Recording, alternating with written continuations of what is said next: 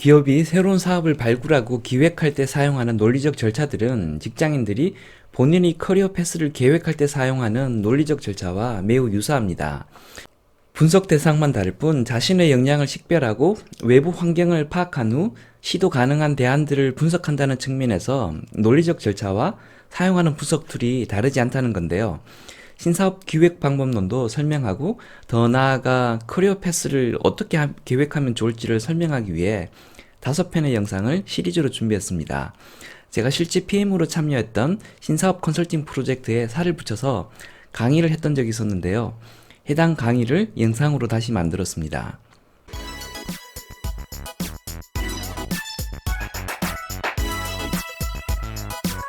총 5편의 영상 중 첫 번째 영상에서는 내부 역량은 크게 고려하지 않고 시장 상황에 맞추어 신사업을 발굴한 사례들을 소개합니다. 두 번째 영상에서는 경쟁 전략에 기반해 신사업을 발굴하는 사례를 소개합니다. 블루오션 전략을 약간은 다른 관점에서 소개할 예정입니다. 세 번째 영상에서는 자사의 핵심 역량을 분석하고 이를 이용해 인접 사업 영역으로 확장해 나가는 신사업 확장 방법에 대해 설명합니다. 이 방법은 베인 & 컴퍼니라는 전략 컨설팅 회사가 신사업 발굴을 할 때 사용하는 방법입니다. 네 번째 영상은 제가 신사업 발굴 프로젝트를 진행했던 실제 장표 사례를 소개합니다.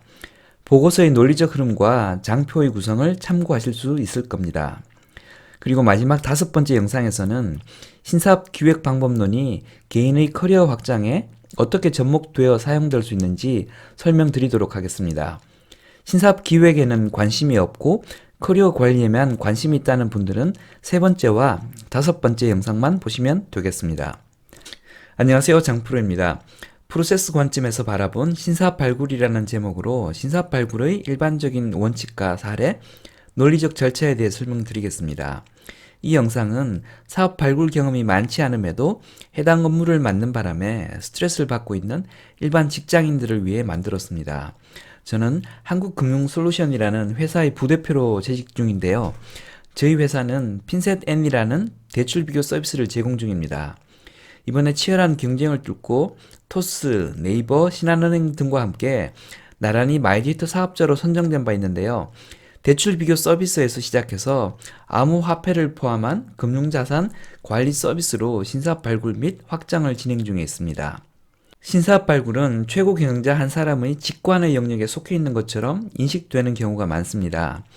회장님이 그때 이 사업을 해보자고 의사결정하신 덕택에 지금 이렇게 성공할 수 있었습니다. 라는 식의 회장님 영웅 만들기 사례들을 워낙 많이 접하다 보니 좋은 사업을 하나 잘 발굴하면 그 사업이 자동으로 성공하는 것처럼 인식되는 경향이 있습니다. 그런데 사업을 해보신 분들은 아시겠지만 사업을 발굴하는 것과 사업이 성공하는 것은 완전히 별개의 이야기입니다. 뿐만 아니라 신사업의 발굴은 직관의 영역이라기보다는 프로세스 영역에 가깝습니다. 상식적 수준에서 잘 정리된 논리적 절차를 따르면 천재가 아니어도 어느 정도 괜찮은 신사업 후보군들을 발굴하는 것이 가능하다는 것이죠. 그래서 이 강의 영상의 제목을 프로세스 관점에서 바라본 신사업 발굴이라고 정하였습니다. 사업 아이템 발굴을 위한 회의를 하면 결론은 2가지로 요약되는데요. 우리가 잘하는 것을 해야 한다는 것과 시장 기회가 좋은 사업을 해야 된다는 것 2가지로 요약될 수 있습니다. 우리가 잘할 수 있고 시장 기회도 좋은 일사분면의 사업 아이템을 하는 것이 최상이겠지만 실제 현실에서는 이런 아이템들이 많지가 않습니다.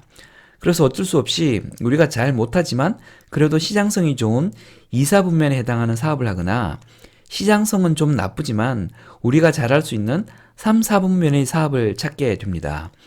오늘 영상에서는 챕터 1 부분 우리 역량은 조금 떨어지지만 혹은 우리 역량과는 관계없이 시장성이 있는 사업을 찾아 성공시키는 사례들을 살펴보고요. 2번째 영상 챕터 2에서는 우리 역량도 어중간하고 시장 기회도 어중간한 상황에서 취할 수 있는 경쟁 환경에서의 사업 발굴 방법에 대해 설명드리도록 하겠습니다. 챕터 1에서는 회사 역량에 관계없이 시장 트렌드를 보고 사업을 발굴한 사례들을 보여드립니다. 챕터 1에서는 3가지 메시지를 전하는데요. 그중 첫 번째는 시장 변화의 큰 트렌드가 있으면 그 트렌드 말고 그 주변부에서 일어나는 연소의 반응에 대해 주의 깊게 파악하라는 내용입니다. 1949년 미 서부 세크라멘토라는 곳에서 금이 발견되었는데요.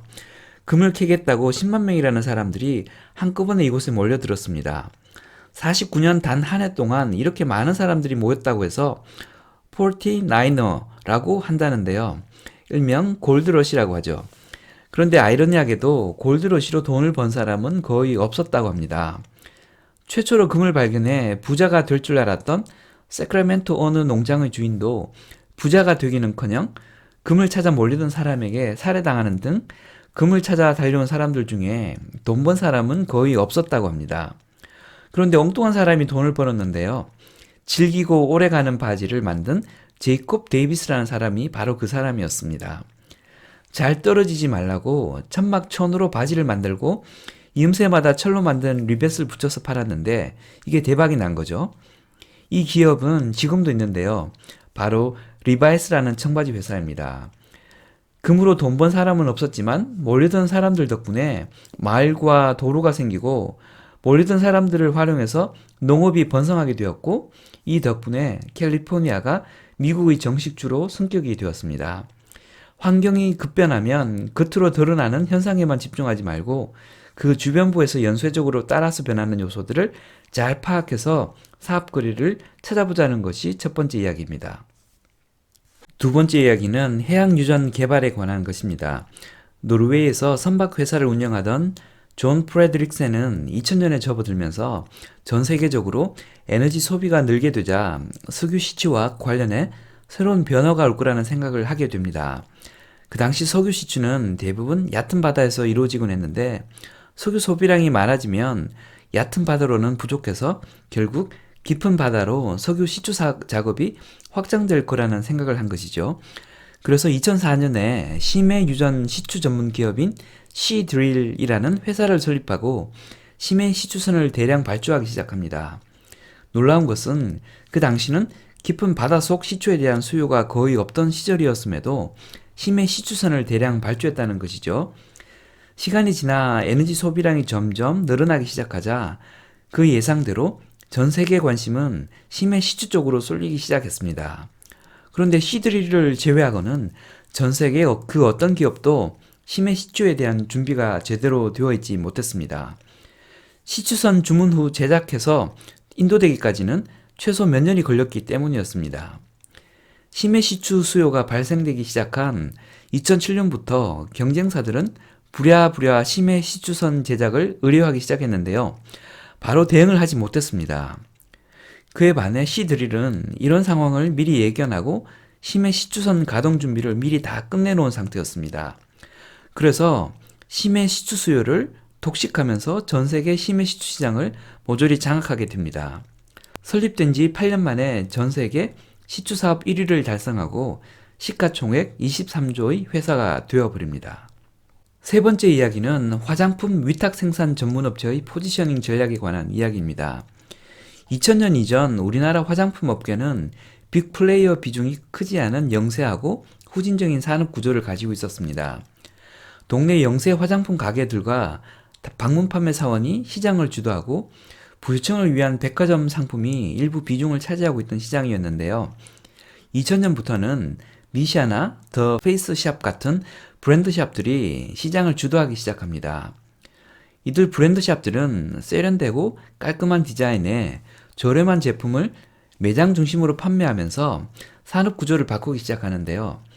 브랜드샵들은 공장을 설립해 화장품을 직접 생산하는 것보다는 제조 전문 업체에 생산을 위탁하는 방식을 선호하게 됩니다. 이때 화장품을 외주로 제작해 주던 업체들로 한국 콜마와 코스맥스 같은 회사들이 있었는데요. 이들은 시류에 편성해 자체 화장품 브랜드를 만들어 시장에 뛰어드는 대신에 위탁 제조 전문 회사의 길을 택하게 됩니다.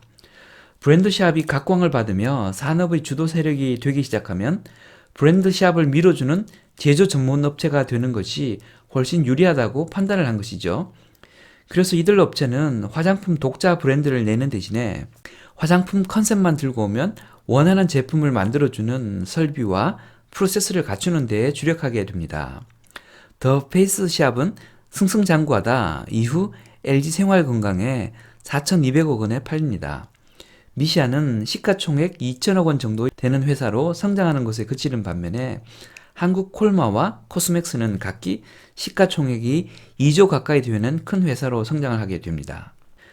챕터 1에서 두 번째로 전달할 메시지는 시장 트렌드를 보고 신사업을 결정할 때는 산업의 성장 사이클에 따른 구조 변화를 잘 살펴봐야 한다는 내용입니다. 새로운 산업이 형성되면 대개는 먼저 진입한 사람이 시장을 장악하게 되는데요. 시장 구조에 따라서는 먼저 진입한 사람이 손해를 보는 경우도 많습니다. 마이크로소프트는 1996년에 무료 이메일인 핫메일 서비스를 내놓습니다.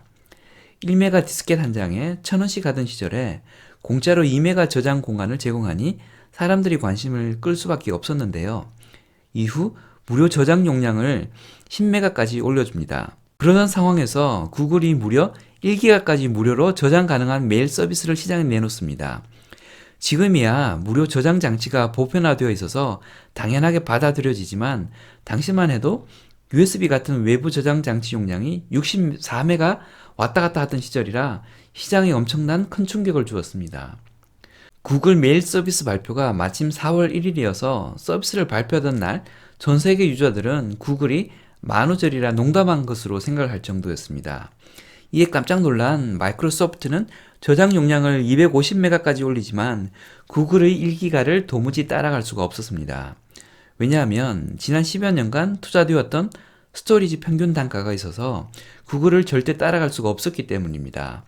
결국 마이크로소프트의 핫메일은 시장 주도력을 잃고 지금은 MS의 다른 서비스와 연동할 때 잠시 사용하는 이메일 정도로만 사용되고 있습니다. 먼저 진입한 사람들이 손해를 본 또 다른 사례도 있습니다. 태양광 사업이 대표적인데요. 2000년부터 유가가 상승하면서 각국 정부들은 신재생에너지를 밀기 위해 여러 가지 유인책을 내놓습니다.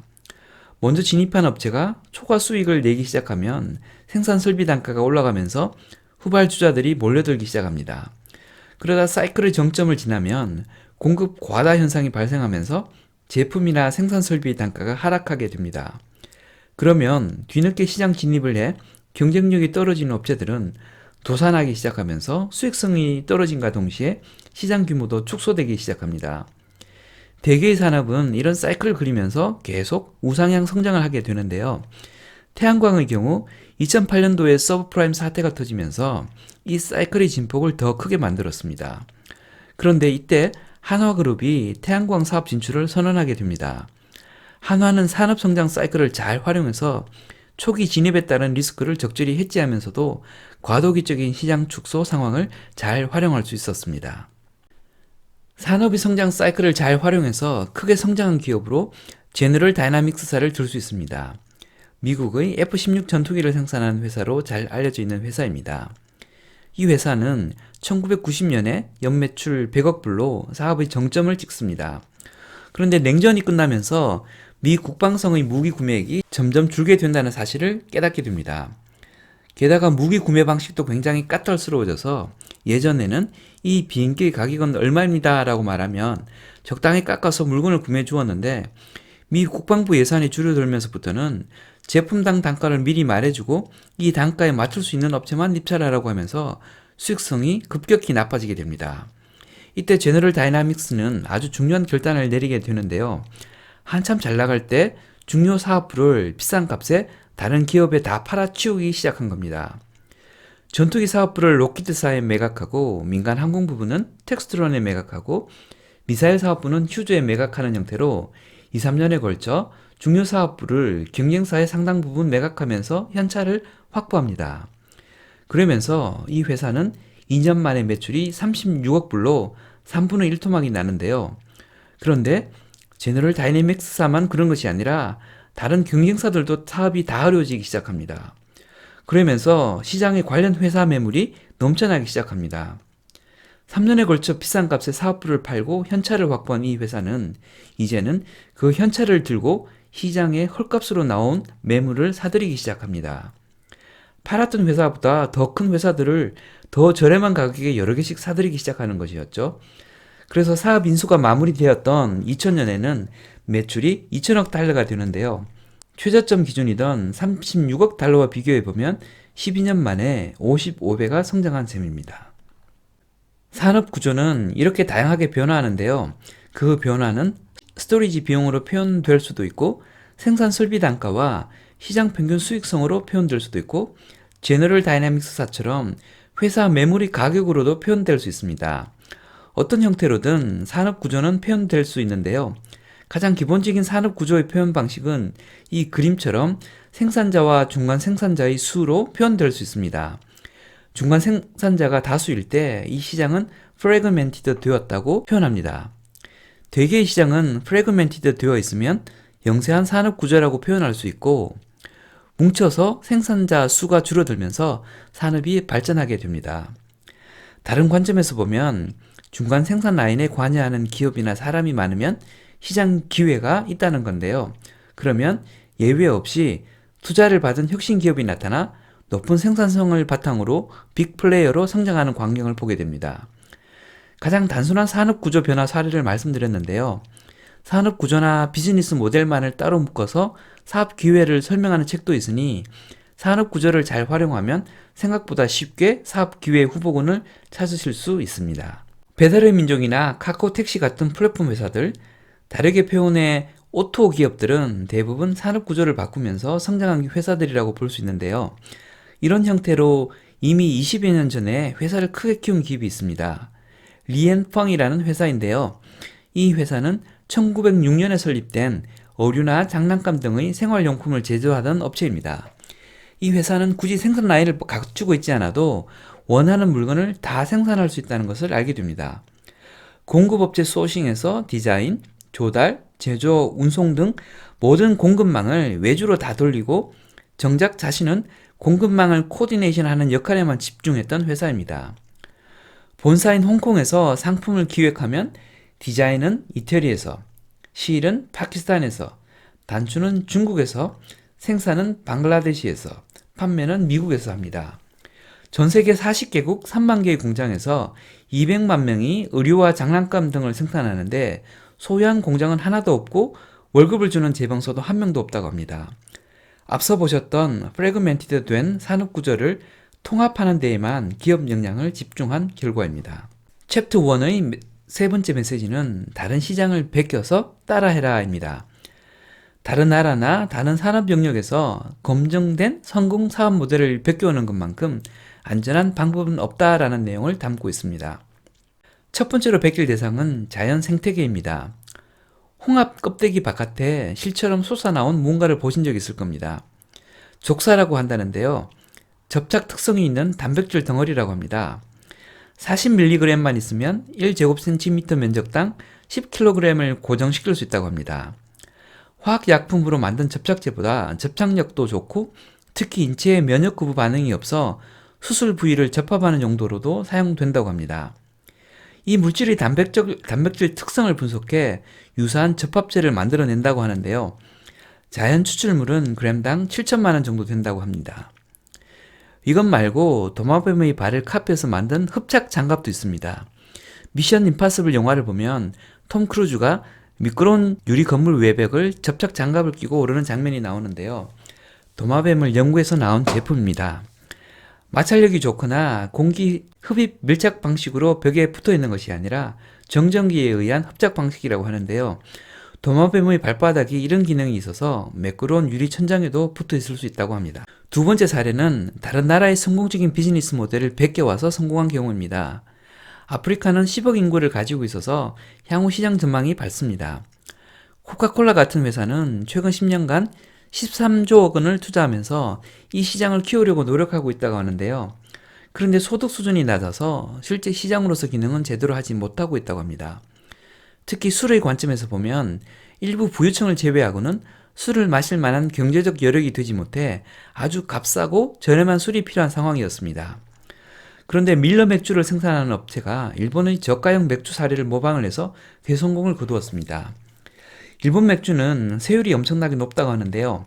특히 맥주를 만들 때 메가와 호프 비중이 50%를 넘으면 특히 세금을 높게 부과했다고 합니다. 그래서 세금을 피하기 위해 메가와 호프 대신 쌀이나 옥수수 같은 탄수화물을 이용해 메가와 호프 비율을 25% 이하로 떨어뜨려 세금을 대폭 낮추었는데 이런 수를 발포주라고 해서 발포주 시장이 굉장히 크게 형성이 되어 있다고 합니다. 밀러가 이걸 카피한 겁니다. 쌀이나 옥수수 대신에 아프리카 열대 지방에서 자라는 타피오카를 이용해 맥주를 만든 것이지요. 타피오카는 우리나라 음료에도 들어가는데요. 찰떡처럼 쫀득쫀득하게 씹히는 재료가 바로 타피오카로 만들어진 거라고 합니다. 수입산 원료를 30% 이상 사용하면 세금이 제조 원가의 47.5%를 차지하게 되어 있었는데 자국산 타피오카를 사용함으로써 재료비도 떨어뜨리고 세금도 떨어뜨려서 가격을 낮출 수 있었다고 합니다. 사진에서 보는 임팔라라는 맥주가 바로 그 맥주인데요. 한 병에 600원이 안 된다고 합니다. 우리나라도 이 비슷한 제품을 출시해 크게 성공을 했습니다. 저렴한 맥주로 유명한 필라이트 맥주가 바로 그건데요. 메가 비율이 10%를 넘으면 주세법상 맥주로 분류되면서 세금이 엄청 올라가는데요. 맥주로 분류되지 않도록 메가 비율을 떨어뜨려 기타 주류로 분류되면서 가격을 낮출 수 있었다고 합니다. 가격이 낮은데도 맛에 큰 차이가 없어서 출시 2년 만에 3억 캔 정도가 팔렸다고 합니다. 다른 나라 비즈니스를 카피해서 론칭하는 패턴은 제조보다 IT 영역에서 더 빈번히 일어납니다. 대표적인 회사로 로켓 인터넷이라는 투자 회사를 들 수 있는데요. 이 회사는 독일에서 처음 시작했습니다. 마크, 올리버, 잠버라는 세 형제가 독일에서 잘란도라는 이커머스 회사를 만들었는데요. 운이 좋게 자포스라는 미국 회사에 비싼 값에 매각할 수 있었습니다. 이후 알란도라는 비슷한 회사를 또 만들었는데요. 이 회사는 다시 미국 이베이에 매각을 하게 됩니다. 그러면서 새로운 사실을 알게 되었는데요. 어느 한 나라에서 성공한 비즈니스 모델은 다른 나라에서도 성공하기가 쉽고 비슷한 회사를 한 나라에다 만들어 놓으면 다른 나라에서 성공한 기업이 사가게 된다는 것을 알게 되었습니다. 그래서 한 나라에서 성공한 비즈니스 모델이 나오면 그걸 카피해서 다른 여러 나라에다 똑같은 회사를 만들기 시작했습니다. 컨베이어 벨트에서 물건 만들어내듯이 그 사업을 론칭할 만한 사람들을 끌어모아 회사를 만들어서 론칭을 시키는 것이죠. 진출하려는 회사에 비싼 회사가 이미 있으면 그 회사의 지분을 사뒀다가 나중에 더 비싸게 팔기도 했습니다. 그런 방식으로 우리나라에서도 티켓몬스터나 그룹폰 코리아를 샀다가 되팔아 돈을 남기기도 했습니다. 지금은 전 세계 200개 기업에 4만 2천 명의 직원을 고용하고 있고 회사 가치는 30조 정도 된다고 합니다. 비즈니스 모델 카피는 서로 다른 산업군 간에도 이루어집니다. 세계적인 의류업체인 자라는 생산 방식을 의류업체가 아닌 자동차 업체로부터 카피해 왔습니다. 보통 제조회사에서는 부품을 만들어 놓으면 그걸 가져다 쓰는 푸시형 생산 방식을 사용하는데요. 자동차 생산업체인 토요타는 필요한 만큼만 물건을 만들어내는 풀형 생산 방식을 사용합니다. 생산 프로세스가 기술적으로 받쳐주어야만 가능하긴 하지만 재고를 줄일 수 있고 생산 시간을 줄일 수 있는 방식입니다. 의류 생산업체인 자라는 토요타의 이런 생산 방식을 의류 제작에 적용한 거의 최초의 회사가 되었습니다. 만들어 놓고 파는 것이 아니라 팔리는 거 봐서 필요한 만큼만 만들어 팔기 시작한 것이죠. 덕분에 자라의 회장 아만시오 오르테가는 한때 워렌 버핏을 제치고 세계 부자 순위 3위에 오르기도 했었습니다. 이런 기업의 아류들이 스파 브랜드라고 해서 유니클로, H&M 같은 회사들입니다. 서로 다른 산업 간의 비즈니스 모델을 카피해오는 사례는 여러 곳에서 발견됩니다. 석유 시추선 등 해양 특수선박 생산업체인 버번 오프쇼어라는 회사도 회사 운영 방식을 저가 항공사로부터 차용해 왔습니다. 단거리를 주로 뛰는 저가 항공사 LCC들은 서비스보다는 가격으로 승부를 하는데요. 비용을 낮추기 위해서 동일 기종의 비행기를 대량으로 구매해 구매 비용과 유지 보수를 낮추는 방식을 사용합니다. 버번 오프쇼어도 해양 지원선의 운영 단가를 낮추기 위해 똑같이 생긴 선박을 대량으로 구매하고 선박 운용과 훈련을 표준화시키고 심지어 필요인력도 아프리카나 필리핀 같은 저개발 국가로부터 공급을 받아 운영을 한다고 합니다. 비즈니스를 처음 설계할 때부터 저가 항공사 모델을 카피해 원가 절감이 가능한 형태로 운영을 했던 것이었습니다. 지금까지 내부 역량보다는 시장 트렌드에 초점을 맞추어 신사업을 개발했던 사례를 설명드렸고요. 다음 영상에선 내부 역량도 만족스럽지 않고 시장 환경도 만족스럽지 않은 상황에서 경쟁 상황을 고려해 신사업을 발굴하는 방법에 대해 설명드리도록 하겠습니다. 지금까지 장프로였습니다. 감사합니다.